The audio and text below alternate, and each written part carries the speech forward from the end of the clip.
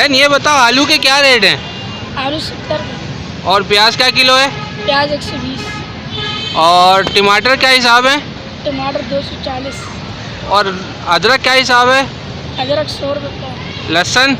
लहसुन भी 100। और भिंडी क्या हिसाब है? भिंडी 250 किलो। अच्छा, और वो ये गाजर क्या हिसाब है? गाजर 60 रुपये। और नींबू क्या हिसाब है? 80 रुपये। ठीक है।